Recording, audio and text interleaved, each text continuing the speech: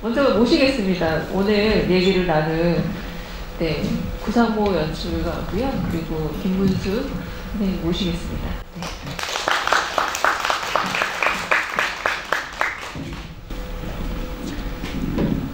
그 영화 보시면서 이제 다큐멘터리가 참 재밌죠. 원래는 그 TV용 다큐멘터리였던 거죠. 네. 그러나 상영이 되는 순간 또 영화적 다큐멘터리라고 부를 수 있으니까요. 그죠? 그 지금 보시고 나서 든 질문뿐만 아니라 그냥 어떤 생각 혹은 공유하고 싶은 의견 있으시면 올려주시면 제가 이따가 읽어서 안내해드리는 방식을 취하겠습니다. 일단 초대 손님 오셨으니까요. 조금 제가 질문을 던지면서 한번 인사도 같이 받는 걸 할게요. 일단은 구상모 PD님한테 여쭤보고 싶었던 게 이게 6개더라고요, 전부. 근데 PD님들이 다 젊으세요. 네. 그래서 사실 저만 해도 여기서 다루고 있는 것들 가령 삼풍가정 사고라던가 아니면 여기서 다루고 있는 어떤 얘기들을 어렸을 때라도 체험을 했던, 그리고 사실은 제가 94학번이에요. 그러니까 성수대교 붕괴나 혹은 삼풍백화점 사건 같은 경우는 상당한 이후 이제 20대에서 경험했던 건데 연출가님은 사실은 더 어렸었던 거잖아요. 그치, 네. 그래서 조금 저는 그게 궁금했어요. 이걸 체험으로서 겪었던 세대들과 정말 다큐멘터리를 만드는 입장에서 자료를 보는 어떤 참사라는 거잖아요. 그래서 어떻게 또 느끼셨는지가 제일 궁금해서 일단 여쭤보고 싶습니다. 네. 일단 사실 삼풍 제가 84년생인데 삼풍백화점이 95년에 일어났으니까 제가 아마 11살 때 일어난 일이에요. 근데 사실 제가 서울 출생이 아니어서 지금 돌이켜 생각해보면 삼풍백화점 붕괴가 일어났을 때 막 제 일이거나 제 주변의 일이거나 라고 느낀다기보다는 그냥 뭔 일이 났나 보네 정도의 인상만 남아 있었던 것 같아요. 사실은 뭐랄까 항상 헤드라인에 삼풍백화점 붕괴가 나오고 뭐 누가 구조됐네 안 됐네 사실 그런 인상 정도로만 남아 있었는데, 그래서 뭐 삼풍백화점이 저의 뭐 인생 전반을 걸쳐가지고 계속 뭔가 화두였다라고 얘기하기는 사실은 좀 무리가 있는 것 같아요. 근데 사실 이 얘기를 정말 안 하고 싶었는데 제가 그 질문을 사실 미리 받고 안 할 수가 없더라고요. 그러니까 저희 2014년도에 세월호가 있었잖아요. 그게 있었다 보니까 그 이후에 이제 이전에 있었던 참사들이나 그런 것들에 대해서 다시 관심을 갖게 되고, 이제 모던 코리아라는 기회가 저한테 왔을 때 꼭 삼풍이라기보다는 우리가 좀 잊고 있는 거에 대해서 얘기를 하면 어떨까라는 문제의식을 시작을 해서, 사실 처음에 저는 IMF를 하고 싶었어요. IMF를 하고 싶었는데 그 2편의 대망이 IMF를 살짝 다루잖아요. 저렇게 조금 다를 줄 알았으면 IMF를 해서야 될 것 같은데 저는 그냥 IMF의 이야기가 될 줄 알고 그럼 뭐가 있을까라고 했을 때 삼풍이 우리가 또 잊고 있었던 게 아닐까라는 생각으로 사실 처음엔 가볍게는 아니지만 꼭 이건 해야겠다라는 마음으로 접근한 건 아니었고, 그렇게 들어와서 공부를 시작하다 보니까 이 느낌을 뭐라고 표현해야 될지 모르겠는데 진짜 아무것도 모르는구나 라는 생각이 사실 제일 많이 들었던 것 같아요. 그건 저한테도 했던 얘기지만 그때 당시에 이제 제가 자료를 뒤지다 보니까 언론 기사들이나 KBS에 있는 자료들이나 그런 걸 다 봤는데 너무 엉터리 자료들이 많은 거예요. 사실 이번에 다 다루진 못했지만 그 안에 그 당시에 쏟아졌던 여러 가지 오보들과 잘못된 정보들과 그런 걸 보면서 사람들은 기억도 안 하는데 기억을 하고 있다고 하더라도 이렇게 잘못된 방식으로 기억을 하고 있겠구나 라는 생각이 들어서 뭔가 조금 더 흥미가 생기기 시작했고, 알아보면 알아볼수록 삼풍이라는 그 무너진 해가 95년이니까 모든 뭐 독재나 그런 것이 청산되고 말하자면 문민정부가 들어선 시대에 딱 일어난 일이잖아요.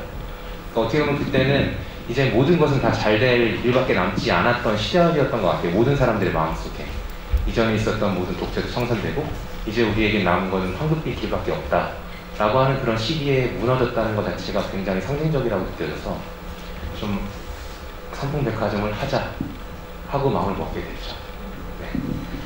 네. 혹시나 말씀을 잘 못하실까봐 걱정했는데 그 걱정 안 해도 될 것 같아요. 말씀 상당히 연습했어요. 잘하셔서 네, 걱정 안 해도 될 것 같습니다. 네, 김우 선생님 아마 이 작품은 이미 보셨을 것 같아요. 이 작품은 시대유감 상품은 하지만 전체를 다 보셨는지 6편 다 보신 건지 혹시 아니면 그랬다면 어떠셨는지 일단 다 보셨나요? 아니면 다른 거 못 보셨어요? 제가 원래 궁금했던 거는 어떤 점에서는 사건 당사자, 그죠? 네, 사건 당사자로서의 문제를 다룬 것과 좀 당사자가 아닌 것들을 보셨을 때 어떻게 좀 차이가 있나 사실 좀 여쭤보고 싶었는데 조금 질문을 바꿔서 그러면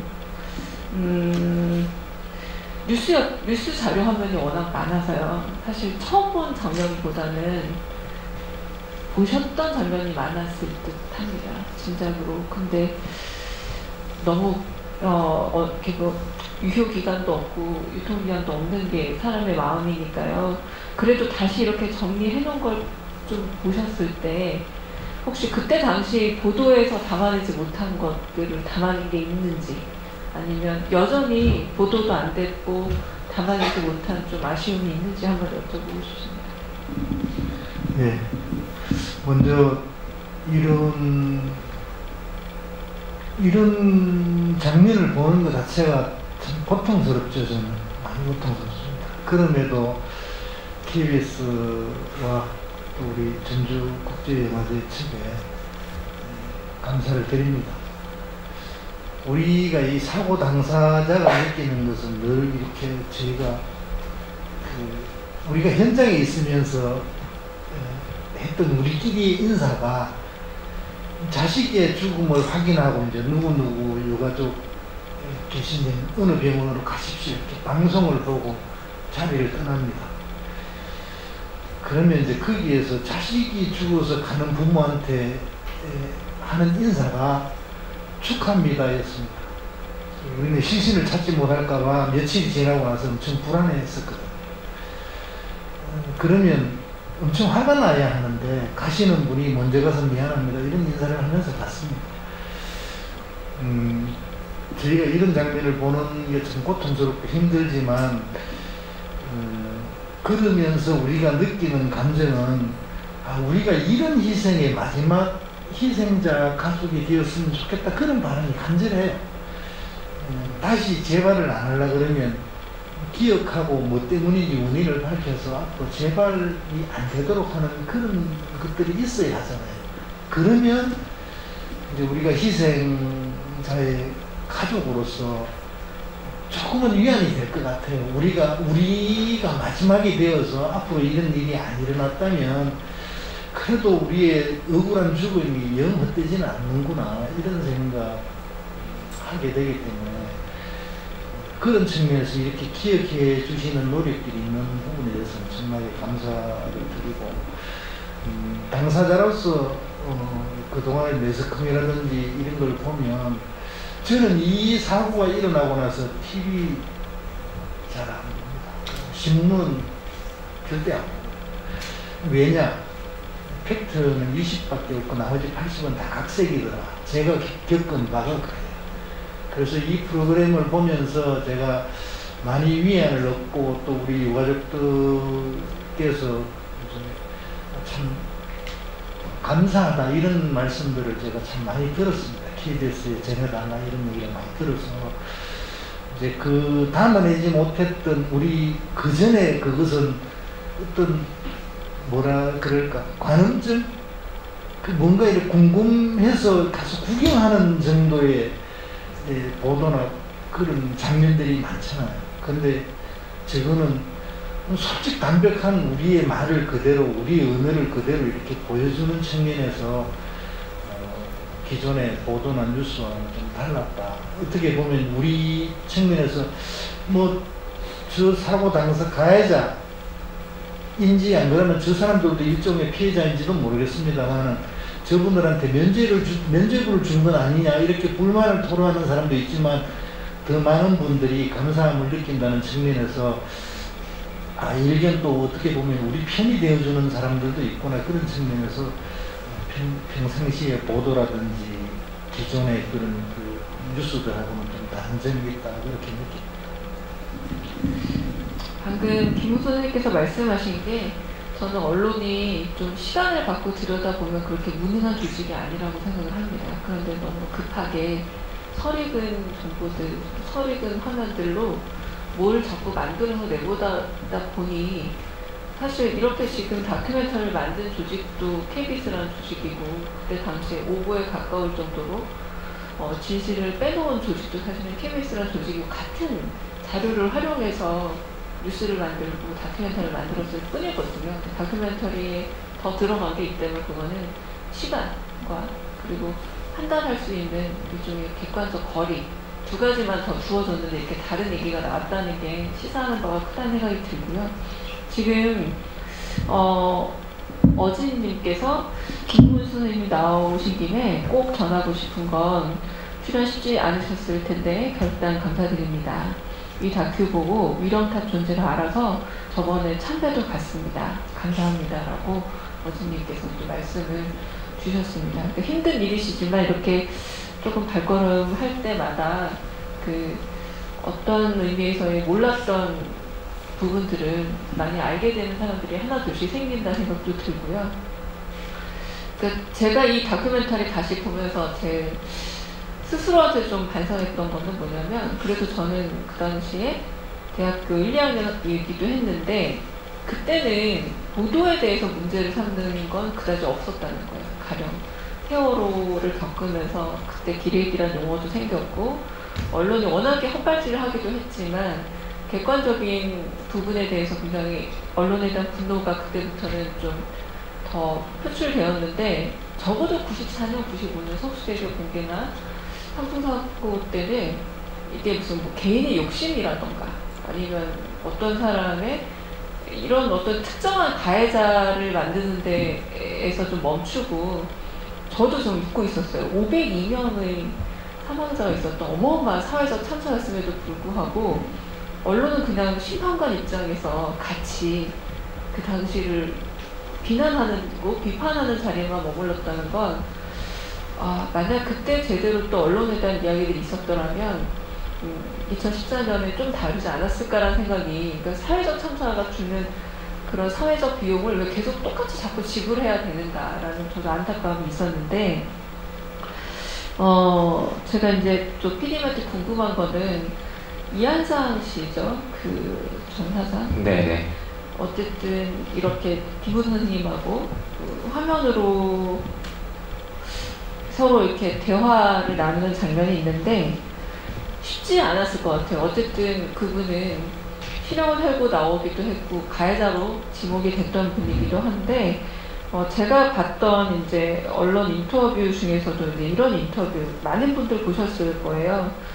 삼풍사고가 영적인 전쟁의 한 사건이었고 저와 함께 고난을 받으신 많은 분들의 고난과 헌신이 귀하게 쓰여 하느님 이루시는 일에 진보가 있으면 감사할 뿐이라고 해서 종교적인 그 속죄 부분을 여러 번 인터뷰하셨기도 했습니다. 그래서 여러 번이 아니라 아마 한 번 하셨을 거예요. 네, 이게 이제 아마 여러 번 다른 네. 인터뷰에도 이제 인터뷰를 인용하는 데 실리기도 해서 쉽지 않았을 거라는 거죠. 이제 그렇게 했을 때, 네. 그 좀 의도도 궁금하고 또 의도한 바대로 연출이 됐는지도 좀 궁금하기도 합니다. 네. 사실은 아마 이게 제일 뜨거운 감자일 거라고 생각을 했어요. 그러니까 이게 아니라 제가 프로그램을 만들 때도 그렇고 사실 이제 주변의 선배들도 꼭 그분이 출연을 해야 되냐 물론 섭외가 되지도 않았지만 그때 당시에는 했었는데 뭐 어떤 특별한 의도가 있었던 건 아니고요. 그냥 당사자니까 나와야 한다고 생각을 했던 것 같아요. 연출하는 사람으로서.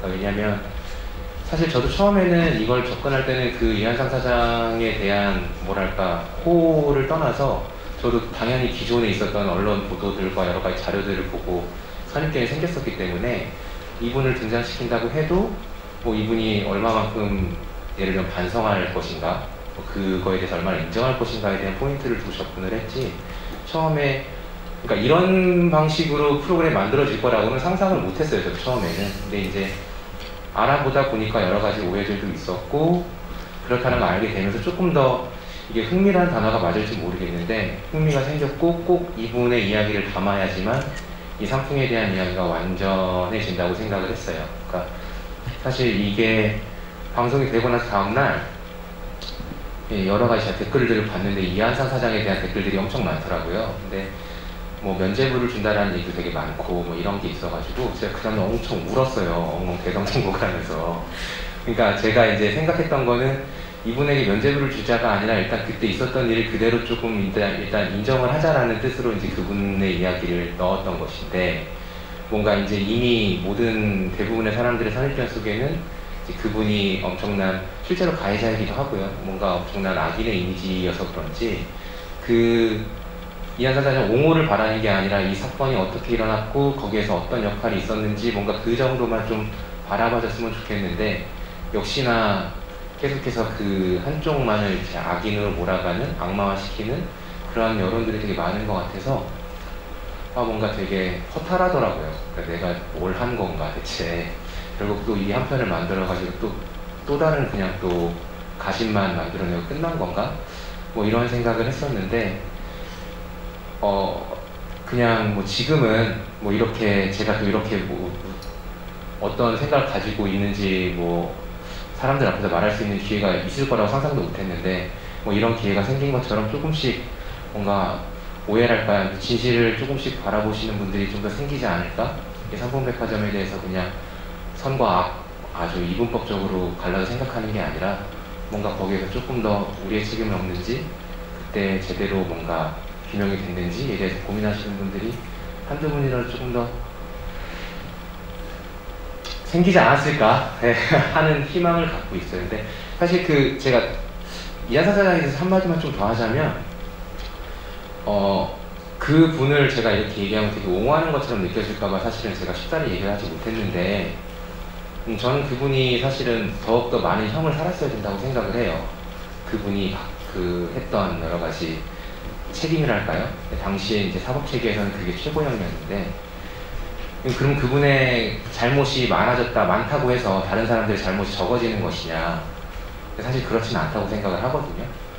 근데 이제 꼭 산풍만이 아니더라도 우리가 사실 보는 게 그냥 선악 이분법으로 가르는 게 가장 편하다 보니까 누군가 우리의 죄를 대신 짊어주길 원하는 것 같아요. 근데 산풍이 이미 25년이 지났으니까 이미 너무 늦은 이야기일 수 있지만, 어떻게 보면 그 산풍의 잘못에 대한 어떤 책임이나 그런 것들은 누구도 다 피해갈 수 없었던 것일 텐데, 그분 어깨에 그냥 우리가 짊어져 놓고 그분에게 손가락질하면서 우리의 마음이 조금 더 편해지고 만 게 아닌가, 그런 생각을 되게 많이 했어요. 그러니까 이한상 사장의 잘못이 없다가 아니라, 어떻게 보면 아까 사회적 참사라는 말씀을 하셨는데, 한 사회에서 500여 명이 죽고 거의 1000명 가까이 되는 부상자가 나왔다면 거기에 대해서는 당연히 한 사람의 잘못만은 아닐 텐데, 우리가 너무 한 사람의 잘못만으로 그냥 퉁치고 그랬지, 나쁜 놈이 있었지, 악마였지, 그 악마가 잘못된 놈이야 하고 지나갔던 것이 아닌가. 사실 처음에 의도는 아니었지만 이한상 씨를 알게 되면서 그런 메시지를 좀 던져보고 싶었던 것 같아요. 그렇습니다. 네, 그 산풍 사건을 들여다보자면 가령 89년 12월 1일에 생긴 백화점인데, 일단은 건설 용도 자체를 아파트였는데 상업부지로 용도 변경하고, 그 다음에 지상 4층, 지하 4층 설계였는데 한층 더 올린 설계 변경을 하고, 지방공사, 시공, 감리, 설계 변경, 준공검사, 진출, 이 모든 과정에서 일종의 조금씩의 반칙들과 조금씩의 뭐 뇌물 공여 문제라든가 업무상 침해 방해를 일으킬 수 있는 여러 가지 얘기들이 계속 들어가 있었던 거죠.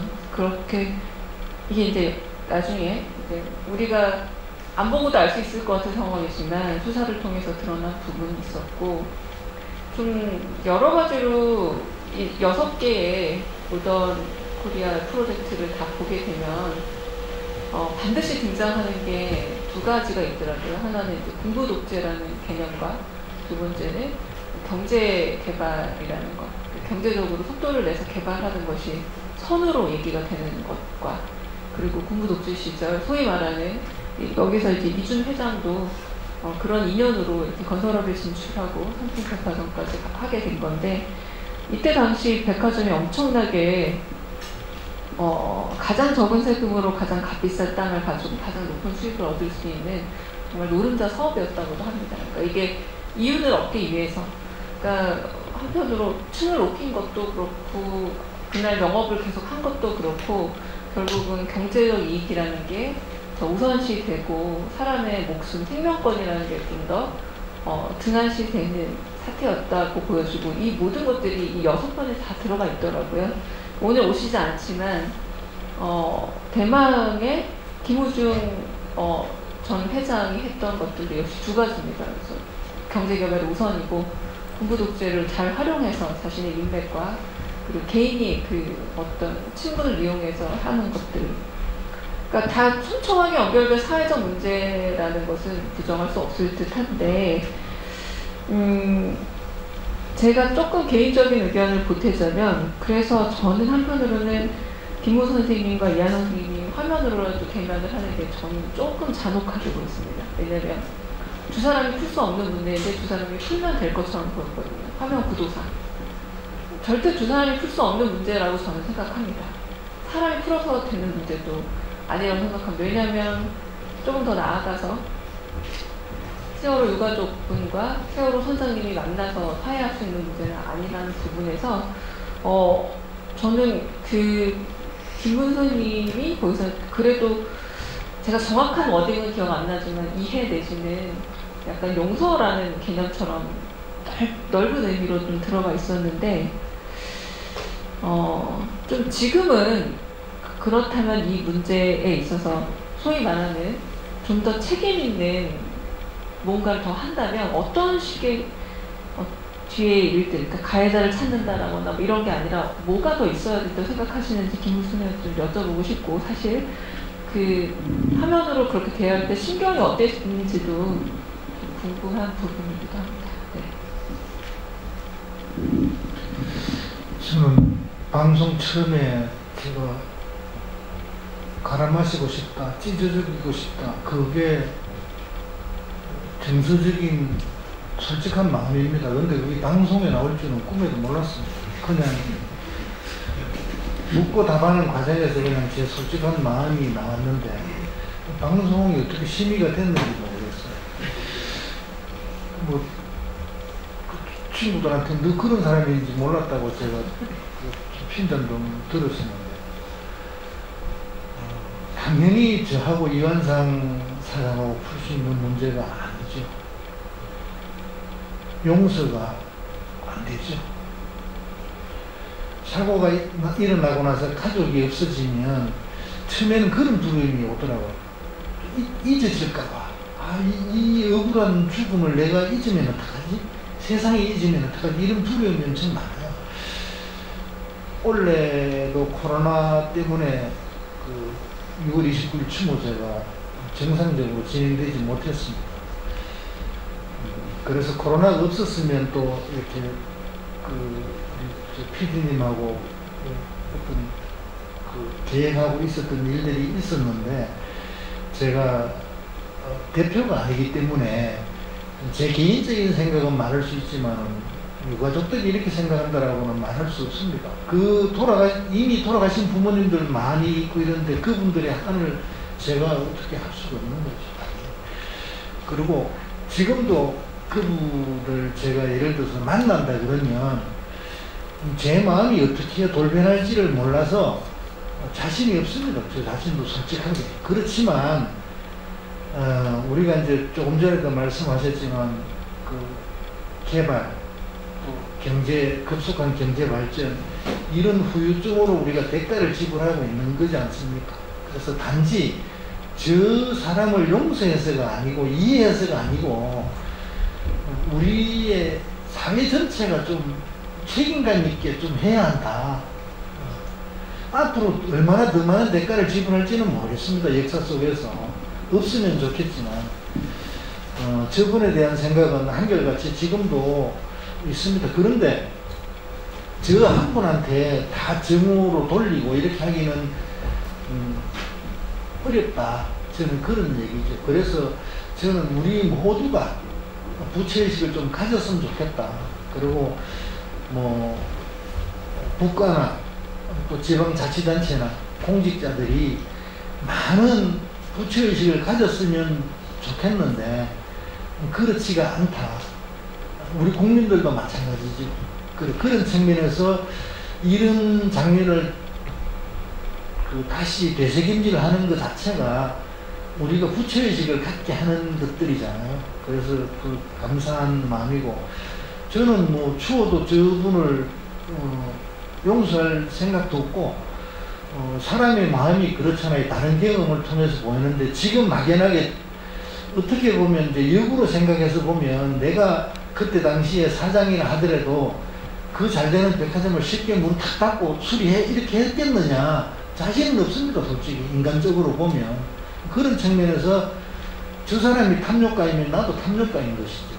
그런 측면에서 이제 반대 방향에서 이해를 좀 하려고 애쓰고, 그냥 너무 저분한테 대한, 한 사람한테 정오를 몰아서 하지 않기 위한 나의 어떤 방법이지, 그랬습니다. 그 화면을 보면서도 어떻게 보면 그때도 그런 얘기 있었잖아요. 저분들이 인터뷰하면서 그랬으면 우리도 피해자입니다. 그런 얘기 했거든요. 그 말이 그때는 그렇게나 배심할 수가 없었는데 그렇게 생각할 수도 있겠구나.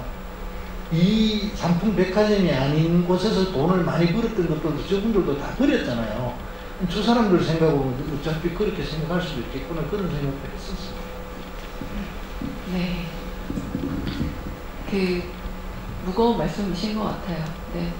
오히려 저는 제가 더 마음이 훨씬 더 좁고, 네, 더 그렇게 이해하시는 거에 대해서 저라면 참 힘내낼 수 없다라는 말씀까지 드리고 싶은데요. 그러니까 충분히 미워해 봤거든요. 네. 여기에 대해서 제가 꼭 한 말씀 드리고 싶은데요. 네네. 고민을 안 해본 게 아니죠. 당연히. 사실 가장 많이 고민을 한 부분이었고, 사실은 이게 이 방송에 안 들어갔을 거예요, 원래는. 아까 말씀하셨던 것처럼 그 이후에 계획했던 계획이 있었기 때문에 그 방송에 이제 아마 나가게 될 거라고 생각을 하고 있었던 건데, 이게 지금 코로나도 있었지만 그 방송이 안 나갈 수도 있다는 상황이 좀 벌어졌어요. 그래서 고민을 되게 많이 했어요. 왜냐면 말씀하셨던 것처럼 이게 뭐 인터뷰 한 번으로 해결될 문제가 아니기 때문에, 그렇게 내가 거기에 대해서 서로 이미 보여드리긴 했지만 그 보여드렸던 것을 공유하는 것이 맞나에 대한 고민이 있었는데, 그런 것 같아요. 그러니까 사실 이게 어떤 잘못을 한 사람에 대해서 다루게 될 때 참 고민이 많은 것 같은데, 결국 비슷한 말이긴 한데, 만약에 이 분을 용서라기보다 이분의 이야기를 더 이상 듣지 않을 거라면 사실은 이야기는 멈춰져 있는 것이죠. 산풍은 그냥 그대로 정체되어 있는 것이고, 그 유가족분들이나 어떤 거기에 대한 상처는 더 이상 치유될 수도 없는 것이고, 더 이상 앞으로 나아갈 수도 없는 것이고, 사실은 저는 이런 이야기를 들을 때마다 그럼 나아가서는 안 되는 것이라고 얘기하는 것이냐 라는 반문까지 좀 던지고 싶은데, 어쨌든지 간에 벌어진 일을 돌이킬 수는 없지만 그 일을 감당하는 건 각각 개개인의 사람이기 때문에, 그 가해자, 피해자 꼭 이게 산풍이 아니더라도 가해자가 만약 정말 여기에 대해서 후회하고 반성하는 마음이 있다면 그 분의 사과를 듣는 것은 피해자분들에게 굉장히 큰 의미가 있다고 생각을 해요. 근데 사실 산풍 같은 경우에는 그 가해자라고 얘기한 이한성이나 이준이 사실 카메라 앞에서, 당연히 카메라 앞에 있을 수밖에 없었겠죠. 당연히 이제 만날 기회가 없었으니까 여러 번의 사과와 정말 사죄의 모습을 얘기했음에도 불구하고 한 번도 유가족분들이 그걸 제대로 접했던 적이 없었어요. 그래서 이런 생각을 했어요. 사실 방송이 여러 가지 사회 고발의 측면도 있고 뭔가 이런 측면도 있었겠지만, 카메라 앞이기 때문에 얘기할 수 있는 것들이 있다고 생각을 하거든요. 그래서 이한상 사장도 아마 카메라가 앞에 있었기 때문에 그런 이야기를 했었을 거고, 옆에 계시는 김문수 선생님도 카메라가 앞에 있었기 때문에 여러 이야기를 했었을 텐데, 그런 서로의 눈앞에 있을 때는 얘기할 수 없는 거지만 눈앞에 없기 때문에 얘기할 수 있는 이야기를 좀 소통시켜줄 수 있는 창구가 될 수도 있지 않을까, 프로그램이. 그러면 내가 아까 평론가님께서 말씀하신 것처럼 이 모든 것을 제가 매조지할 수는 없겠지만, 이 프로그램이 아니더라도 아무튼 유가족분들과 이 가해자라고 하는 이 이한상 씨와 뭔가 앞으로 조금 더 새로운 변화가 일어나는데 어떤 씨앗 정도는 뿌릴 수 있지 않을까라는 생각 때문에 사실은 조금 무리라고 생각하면서도 넣었어요. 그래서 모르겠어요. 저는 사실 그 이한삼 사장과 관련된 이야기가 나올 때마다 저 참 어려운 마음이에요. 그러니까 저희가 그분을 바라보는 그 마음이 되게 어렵거든요. 그러니까 왜냐하면 그만큼 길게 이야기를 해본 사람이 아마 없을 거예요. 이한삼 사장과. 그러니까 저는 그분이 이야기도 하지만 한편으로 믿기도 하고 이제 이런 마음인데 꼭 이한삼 사장이 아니더라도 저는 그런 마음은 있는 것 같아요. 어떤 참사든 어떤 여러 비극이 일어났을 때 그 가해자를 그대로 놔두고 피해자는 항상 그렇게 힘들어하고 누군가를 증오해야 하는 것이 과연 옳은 것인가? 그것이 우리 사회가 어떤 그 비극을 바라보거나 참사를 바라볼 때 그렇게 해야 된다라고 할 수 있는 그게 유일한 것인가? 그렇지 않을 수 있지 않을까? 가해자는 반성을 하고 피해자가 용서까지는 아니더라도 그의 이야기를 들을 수 있는 뭔가 그런 데서 일을 돌이킬 수 그러니까 참사를 되돌릴 수 없어도 그분들의 어떤 마음의 짐들은 조금이나마 걸 수 있는 장을 어떻게 마련할 수 있지 않을까 이런 생각에서 아마 그 마지막에 그래서 보시면 알겠지만 에디셔널로 넣었어요. 그러니까 사실 시대유감 산풍은 끝이에요. 아크로비스타를 비춰주고 사실 시대유감 산풍의 이야기는 끝인데 이 이야기는 거의 뒤에 에디셔널처럼 넣었거든요.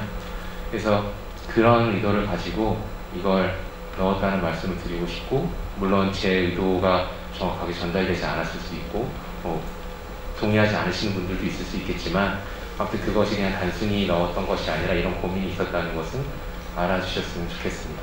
네.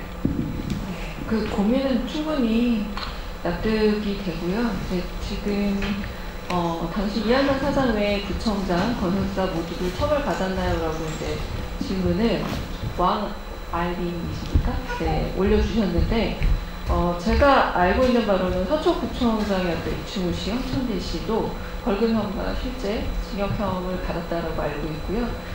건설사는 삼풍건설이 같이 건설사로 들어가 있었는데 아마 제가 지금 정확하게 기억은 나지 않지만 그 나름의 다 법적 처벌은 받았다라고 알고 있습니다. 그러니까 지금 가해자, 피해자라는 말 자체는 엄밀히 말해서 법적인 용어죠. 법적인 용어고 지금 피디님께서 말씀하시는 가해자, 피해자는 그것을 넘어서는 가해자, 피해자라는 좀 더 약간 확장된 의미로 받아들여져요. 그런데 이제 이 가해자, 피해자를 얘기하면 이제 법적 책임은 완수가 되었으나 그 다음에 얘기를 아마 하시고 싶었던 걸로 이해가 되는데 저는 여기에 제가 한마디 더 보탠다면 분명히 그 다큐멘터리 안에 아카이브로 나옵니다. 이번 사건의 주범으로는 이기심을 채우기 위해서 영업을 계속했던 사장과 경영진의 오판 때문이었습니다. 뉴스 제가 리포트가 기억이 나거든요. 그러면 그 기자분들을 다시 찾아보셔야 되지 않을까 싶어요. 이 기사 안에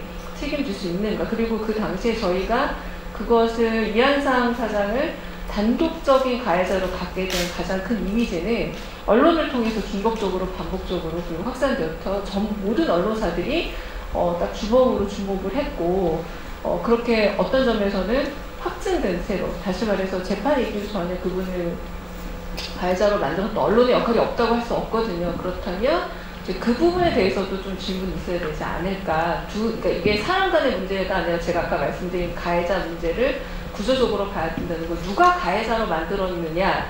당연히 법적 책임으로서의 부분도 있지만 그 이상으로까지 그 사람이 모든 걸 덮어썼다면 피디님 말씀처럼 전 거기에 언론이 한 몫을 했다고 생각합니다. 그래서 그 부분에 대해서 지금도 저는 또 똑같다고 생각해요. 어떤 사람이 짊어져야 될 것 이상으로 어떤 그 객관적인 잣대가 없는 도덕성 내지는 윤리성 그리고 그 사람의 내면의 어떤 욕망까지 들여다보고 잣대를 들이미는 데는 언론이 굉장히 큰 역할을 하는데 그런 부분을 좀 한 번 더 들여다보시면 어떨까라는 좀 제안도 드려보고요. 아까 질문이 오셨던 게 있어요. 최효진님이 구성모 PD님께 질문드립니다. 미래의 아카이브 영상 제작자로서, 생산자로서 봤던 이 다큐멘터리 작업 과정에서 KBS가 보관하고 있던 자료 화면을 좀 어떻게 보셨는지, 편집 과정에서 자료 활용을 할 때 어떤 점에 좀 중점을 두셨는지 궁금하다고 이런 제작의 실질적인 좀 부분에 대해서 좀 여쭤보셨습니다. 네. 이한사 선생님이 아닌 다른 질문을 해주셔서 정말 감사드립니다. 자료는 사실 KBS가 좀 구축이 잘 돼 있는 편인 것 같아요. 그래서 그 이전에 있었던 테이프나 지금 파일로 변환된 이후에는 파일들이 그 저장이 좀 돼 있습니다. 그래서 검색이 되게 돼 있고요. 물론 아주 세세하게 태깅이 돼 있거나 그렇진 않지만 기본적으로 좀 분류가 돼 있는 지점들이 있어요. 그래서 상품백화점이니까 개발, 아파트, 강남 이런 키워드들이 있었겠죠. 그래서 그 키워드들을 가지고 자료들을 찾아가지고 좀 편집을 했고요. 무엇을 가장 중점에 두고 편집을 했냐고 돌아보시면 정말 드릴 말씀을 드리기가 힘든 게 다 봐야 되기 때문에. 왜냐면 이게 제가 촬영하는 게 아니잖아요. 그러니까 만약에 촬영을 해서 만약에 편집을 하게 되면 이미 그 촬영하는 순간에 제가 담고 싶은 장면들이 있거든요. 그러니까 예를 들면 CGV에 오늘 저희가 오늘 영화를 본다고 하면 영화관에 풀샷이 필요할 것이고 얼마나 사람들이 많이 들어와 있는지, 영화를 보는 사람들의 표정이 필요할 것이고, 또 어떤 영화를 보는지 사람들을 걸어서 이 영화 스크린을 찍어야 돼. 이렇게 세 컷이면 되는 것 같은데 아카이브는 사실 제가 찍은 게 아니잖아요. 그래서 그걸 다 찾아야 돼요. 어디에서 영화관이 풀샷이 만약에 세 컷이 필요하면. 그래서 일단 제가 필요한 컷이 무엇인지 아는지가 되게 중요한 것 같고, 두 번째로 중요하게 생각하는 오디오였어요. 그러니까 이게 모던 코리아가 나레이션이 없는 프로그램이기 때문에 결국엔 이 이야기를, 내러티브를 이끌고 가는 게 결국 영상도 있지만 오디오의 힘이 가장 크다고 생각을 했거든요. 그래서 어떤 영상이나 어떤 주제의식을 뒷받침할 수 있는 오디오들, 그런 오디오들을 찾는 데 주력을 했고, 그래서 아마 느끼신 분들도 있겠지만 그 오디오들이 항상 그 영상과 일치하지 않습니다. 그러니까 보통 보이스오버를 많이 사용을 했죠. 그래서 그 영상과 오디오를 찾아서 그거를 어떻게 좀 내러티브를 만들고 조금 더 쉽게 전달할 수 있을까, 그런 고민을 가장 많이 했었던 것 같아요. 네. 저는 보면서 제일 재밌었던 게 이런 아카이브의 장점이구나가 뭐였냐면, 김영삼 대통령 담화문 하기 전과 다 찍고 나서 됐나 이런 식으로 이렇게 묻는 장면을 보니까 이게 KBS가 갖고 있는 아카이브의 힘이다라는 생각도 들었어요. 되게 대통령은 공영방송이기 때문에 KBS 가서 담화문을 녹화하고 이럴 텐데 또 그런 장면을 살려서 넣어주시니까 되게 짤막한 담화문에 별로 진심도 안 담겨 있어서 좀 마음 아팠지만, 그 와중에도 되게 연출이었구나, 저게 진심이라기보다 이렇게 하면 된다는 식으로 약간 이 업무 처리하듯 하는 그 대통령 담화문의 모습을 보면서 이것에 숨겨진 힘 중 하나가 이런 뒷면을 보여주는 거구나라는 생각이 들기도 했었습니다. 네. 좀 그렇게 좀 재밌었는데 못 넣은 거 혹시 있나요? 사실 잘려나간 부분이 너무 많아요. 너무 아쉬운데, 사실 이렇게 방송 다큐멘터리가 이제 50분이라는 한정된 시간을 갖고 있다 보니까 나름대로는 연결시킨다고 연결시켰는데 제가 봤을 때는 구멍이 있는 부분들이 참 많이 보이기도 하고, 사실 제가 이걸 통해서 가장 얘기하고 싶었던 거는 그 7, 80, 90년대를 살아왔던 모든 사람들에게 우리가 얼마나 많이 다를까. 아까 김문수 선생님께서 말씀하셨는데, 과연 우리가 그 위치에 있었으면 다른 판단을 내릴 수 있었을 것인가. 그것은 사실 우리라는 이야기보다는 당시 그 사회의 어떤 시대상이라는 것이 과연 그것을 허락했을까를 좀 던지고 싶었거든요. 그래서 어떻게 그런 시대가 만들어졌는지 좀 켜켜이 쌓고 싶었어요. 그러니까 70년대 있었던 어떤 토건의 밀어붙이기 시기라든지, 여러 가지 아파트들이나 어떤 자본주의가 좀 숙성돼가면서 우리나라에 들어오면서 모두 다 욕망과 어떤 돈이 가장 먼저가 되는 그런 사회상을 좀 담고 싶어서, 사실 경부고속도로 부분도 잘렸고, 아파트 열풍 이런 부분들도 있고, 땅 투기 이런 부분들이 되게 많이 있었는데 그런 게 많이 드러났죠. 그래서 사실 이거를 조금 더 한 30분만 더 해서 다시 한번 좀 구성을 해서 하고 싶다라는 생각을 되게 많이 하고 있는데, 제가 영화 감독이 아니라 KBS라는 공장에 속해 있는 노동자여서 저에게 그런 기회도 주지는 않더라고요. 그래서 보관은 하고 있습니다. 언제든지 뭔가 혹시라도 기회가 생기면 내가 그렇게 편집을 해놨던 것들을 조금 더, 지금 다시 보니까 다시 편집하고 싶은 부분도 되게 많고 항상 그렇더라고요. 그래서 뭔가 꼭 이것만이 아니라 다른 기회가 좀 있으면 좋겠다라는 개인적인 바람을 갖고 있어요.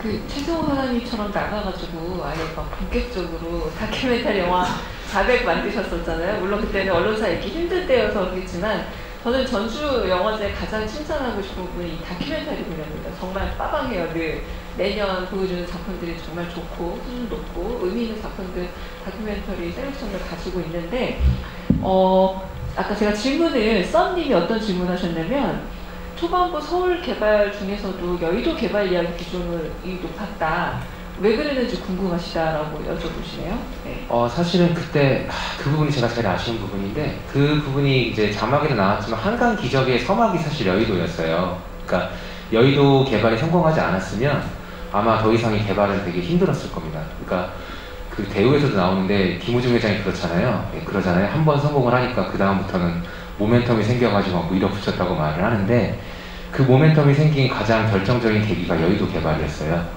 그래서 그 부분도 있고 또 그 방송에서 나오지만 여의도 순복음교회가 그 삼풍 건설을 지었기 때문에 결국 그 시대의 광풍에 올라타는 게 삼풍이라는 생각이 제작하면서 계속 많이 들었거든요. 그래서 그 여의도 개발과 삼풍의 접점이 있는 것 같아서 그 부분을 좀 집중을 했고 또 그 부분이 아까 말씀드린 것처럼 한강 기적의 시작이었기 때문에 의미가 있겠다는 생각이 들어서 아마 그 부분을 넣게 된 것 같습니다. 네, 오늘 염지성 감독님이 못 오셔서 좀 아쉬워요. 왜냐면 그 보셨으면 아는 얼굴도 되게 많이 나오잖아요. 심상정 저기 나오네. 뭐 이런. 이인영 대표도 저렇게 나오네. 이인영 대표 다른 우리의 소원에 나오긴 하지만 이렇게 많은 분들 지금 여의도에서 볼 수 있는 분들은 그 당시에는 이제 운동가, 활동가의 모습으로 많이 뵙기도 해서 이게 아카이브 힘이 아닌가라는 생각이 들기도 하는데 그래서 대만 얘기 조금만 하자면 저도 좀 잊고 있었던 이석규 열사 얘기가 나오더라고요. 그래서 대우조선에서 체류탄에 뇌도 흉부를 맞아서 돌아가셨는데 우리 마치 백남기 농민 돌아가셨을 때 그 시신을 탈취당하지 않으려고 지켰던 그게 87년에도 그대로 있었고 그리고 여기에 대한 자료로 이제 그 당시 변론을 하셨던 노무현 전 대통령, 고 노무현 전 대통령께서 그 변론을 하셨기 때문에 이 노무현 그 재단에 이렇게 또 아카이브로 또 보존이 돼 있기도 하더라고요. 그러니까 우리가 너무 쉽게 잊고 살고 있구나. 그리고 이 삼풍 사고도 그렇지만 너무 자꾸 반복이 되고 있는 거예요. 그 당시에도 뭐 불순한 외부 세력이 지금 말하자면 대우조선에 들어가서 상황을 어렵게 만든다라는 그런 뉴스 보도가 또 판을 이루고 있고 그런 걸 보자면 3, 40년 지났는데 참 대한민국이 계속 반복되는구나. 또 하나 느낀 게 또 대망에서 김우중 씨가 나와서 아니 우리 엄청나게 52시간 안 지킨다는 걸 자랑스럽게 그 TV에서 열린 토론 같은 데서 하시더라고요. 그래서 뭐 우리 직원들은 잠 안 잔다. 뭐 이렇게 뭐 시간 내로 막 11시간, 12시간 예사다.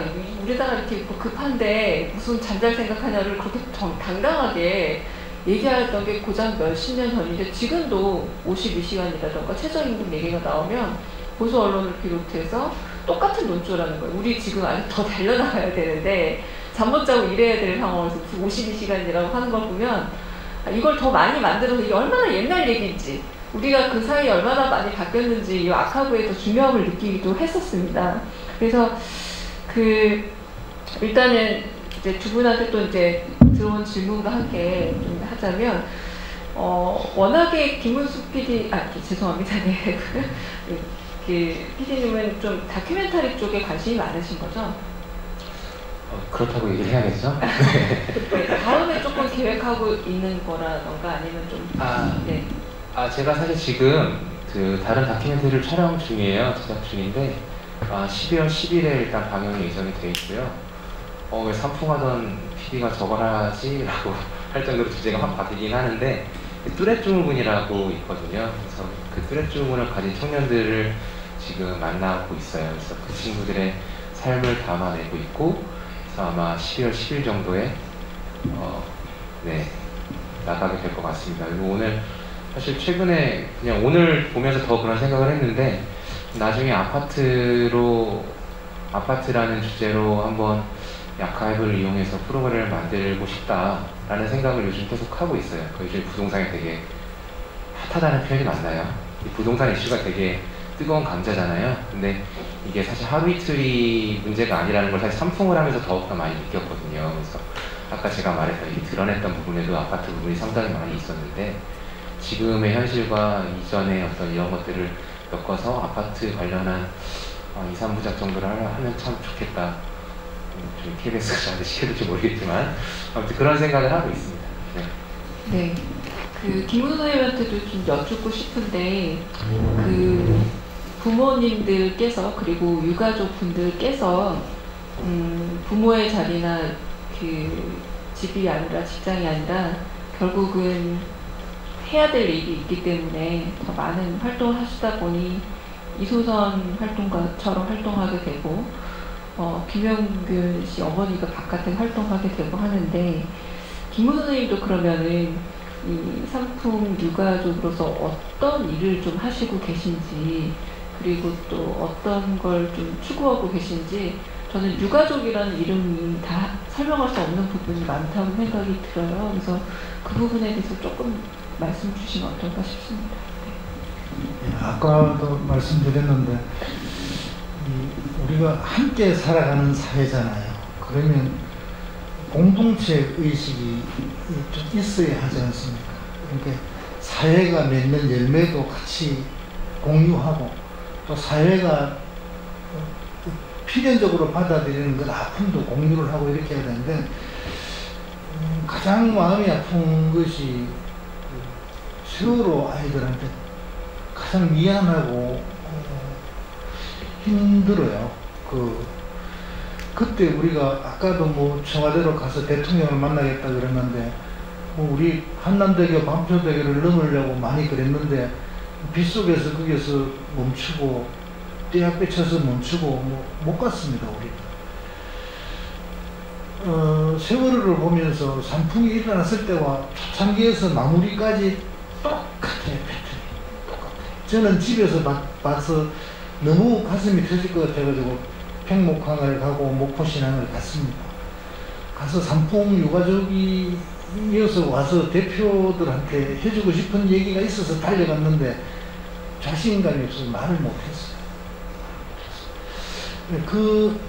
우리가 좀 더 모질게 투쟁을 해서 뭔가 좀 이루어내고 매뉴얼을 만들고 안전한 사회를 만들기 위해서 몸부림을 조금만 붙였으면 저런 사고는 막을 수도 있었다. 그런 생각 때문에 되게 부채가 있어요. 그 아이들한테 미안한 마음도 있고.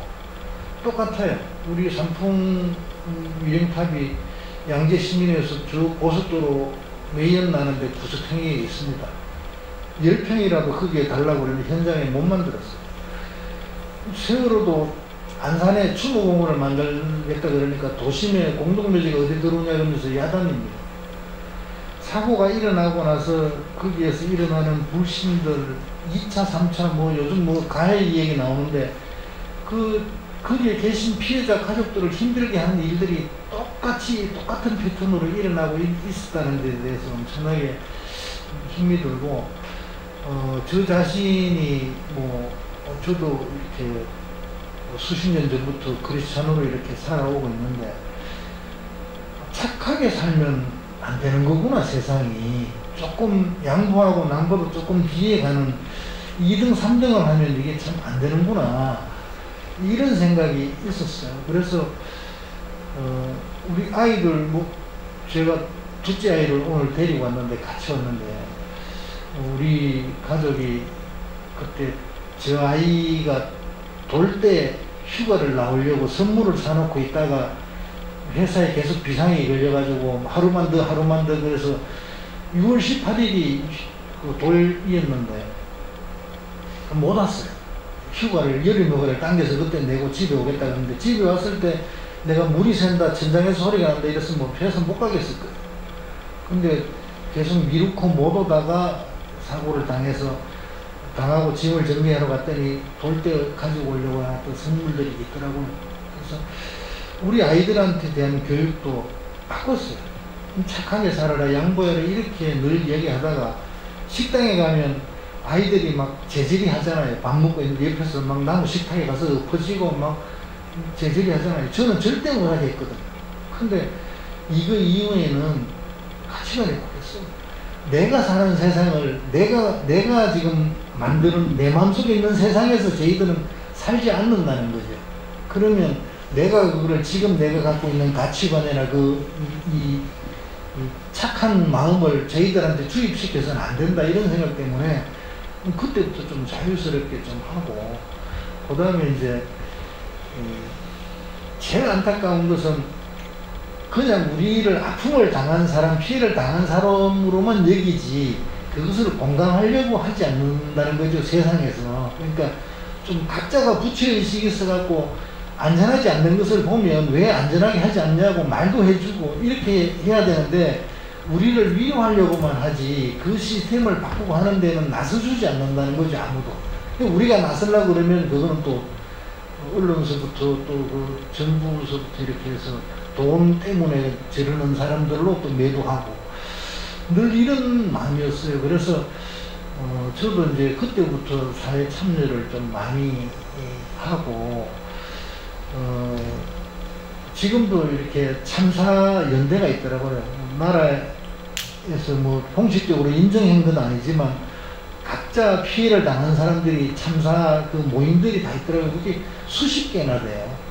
그래서 지금 이제 4.16연대 그 세월호 부모들을 중심으로 해서 지금 이제 안전법 같은 걸 만들고 하는 그런 모임들이 있어서 활동들이 있더라고요. 그런 데 가서 참여도 하고, 또 뭐 저도 나름대로 지방 이제 언론사 이런 데 가서 홍보 역할을 하지 말고 이렇게 부조리 하고 이 불합리한 부분을 좀 지적해주는 그런 일들도 좀 하고, 또 특히 아이들이 잘 돼야 된다는 생각 때문에 이제 학교나 교육청 이런 데 가서 활동도 하고 봉사도 하고 지금 나름대로 그렇게 생업이 있어서 전업은 못하지만 그런 활동들을 하고 있습니다.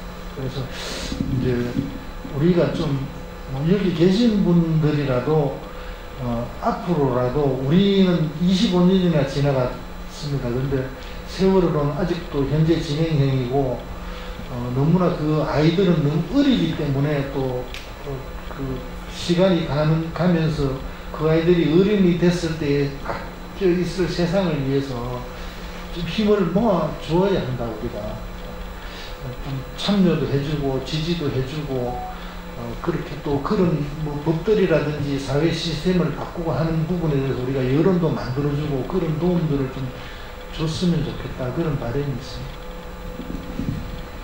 네, 그 한마디 한마디를 다 담아 들을 수밖에 없는데요. 반포님께서 아까 반포 1동 사셨대요. 그래서 좀 그런 기억이 더 있으신데, 얼마 전 삼풍백화점 근처의 아파트에 마지막까지 남아있던 삼풍백화점 로고가 찍힌 쓰레기통이 모두 철거되었습니다. 주민분들께 물어보니 기억하고 싶지 않은 삶의 흔적이고 눈앞에서 치우고 싶다라는 이유였다고 합니다. 네, 방금 말씀하신 그 말씀과 맥이 닿는 이야기인 것 같아요. 그러니까 그 다큐멘터리가 존재한다면 이렇게 기억하고 싶고 기억하고 싶지 않고의 문제가 아니라 기억해야 될 것을 기록하는, 인간이 자의적으로 왜곡할 수도 있고 혹은 의도적으로 막각할 수도 있는 것들을 기록하는 가장 큰 역할이 다큐멘터리가 아닌가라는 생각이 들고요.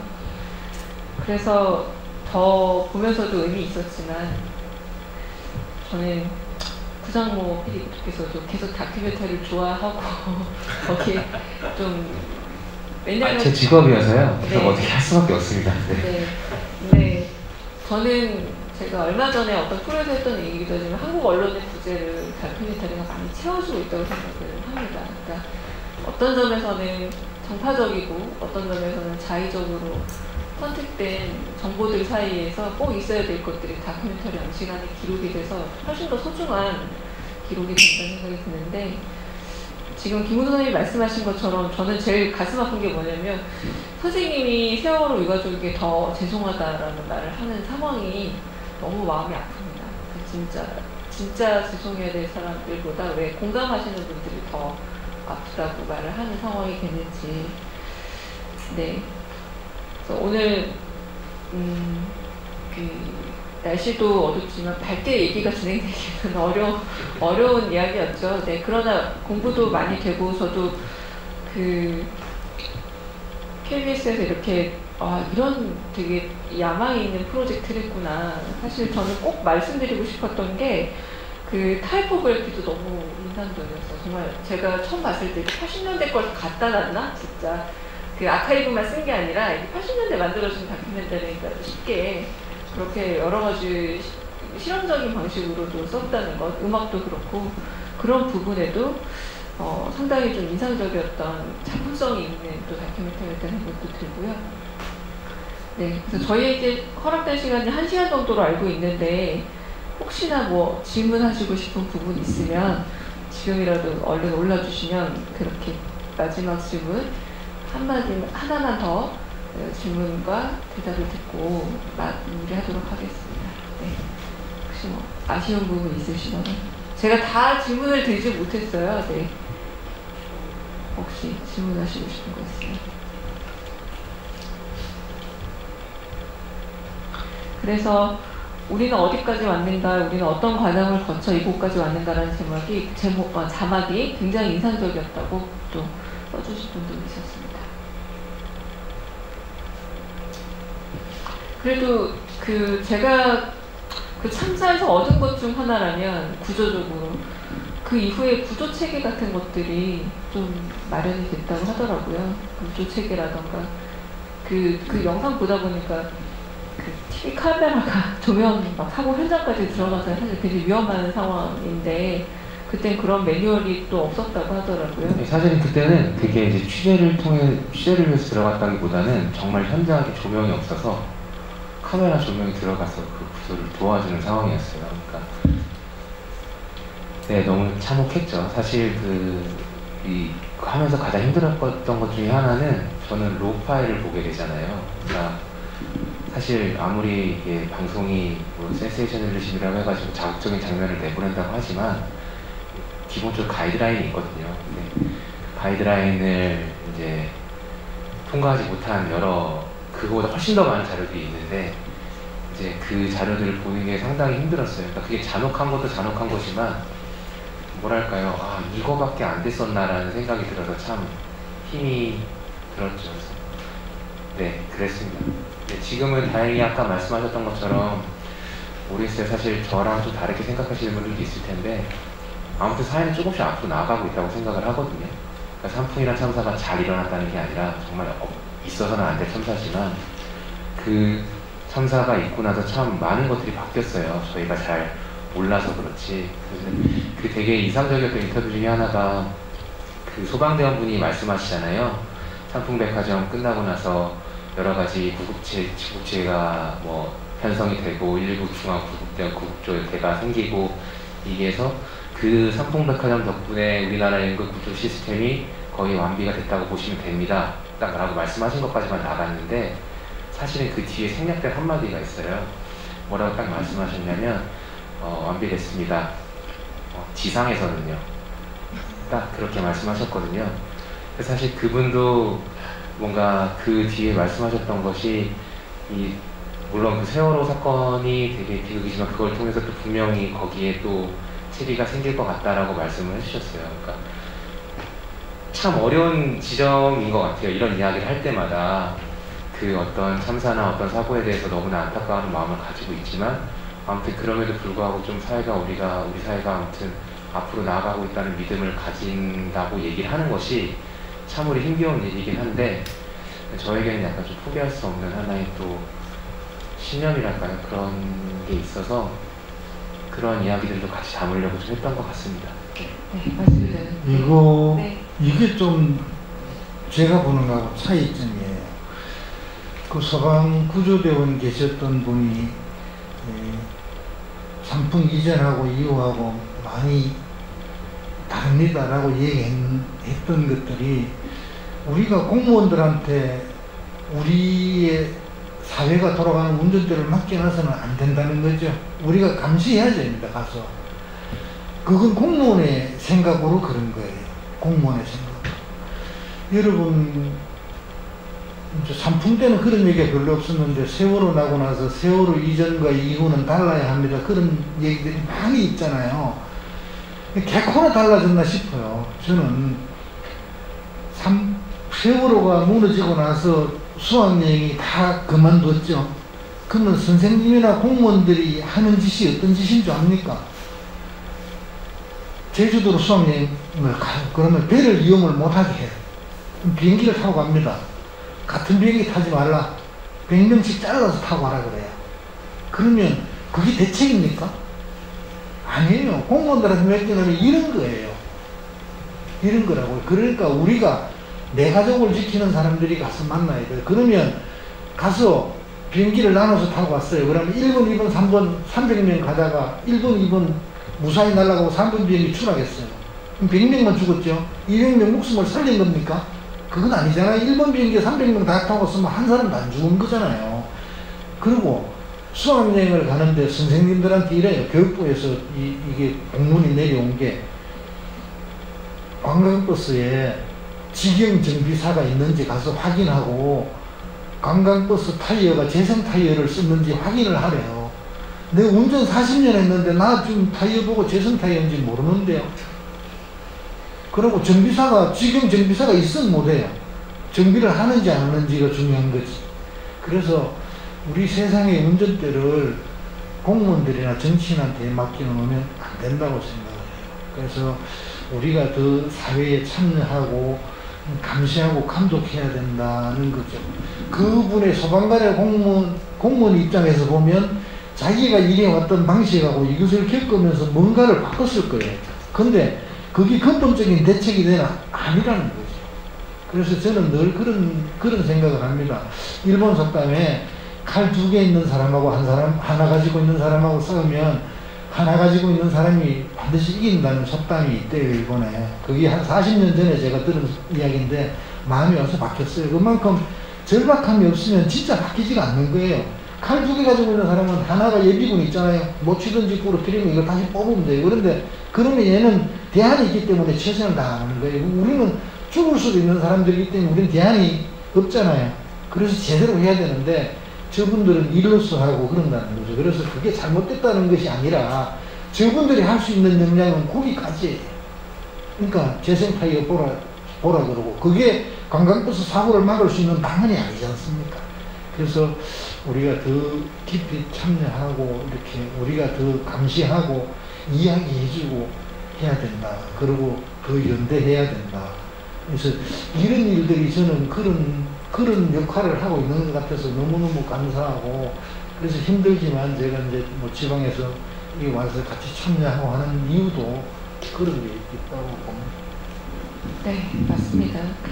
일단은 매뉴얼 없을 때 만들어야 되겠지만 지금 한국 사회는 매뉴얼이 없어서 문제가 아니라 있는 매뉴얼을 잘 안 지키는 여러 부분에서 마찬가지입니다. 언론도 마찬가지고요. 뭐 가이드라인 정말 훌륭하게 있지만 잘 안 지켜서 문제고 수사 가이드라인도 마찬가지고요. 그리고 말씀하신 것처럼 지키는 게 다가 아니라 그 제대로 된 가이드라인인지 끊임없이 우리 스스로 좀 감시해야 된다라는 말씀이 좀 마음에 남습니다. 네. 오늘 이렇게 날씨도 굿인데 같이 참여해 주시고 그리고 아마 내일도 설명이 있는 걸로 알고 오늘도 지금 설명이 있는 걸로 알고 있습니다. 네. 그래서 같이 참여해 주신 관객분들에게 정말 감사드리고요. 오늘 이렇게 동참해 주신 두 분께도 깊은 감사드립니다. 네, 감사드립니다. 고맙습니다.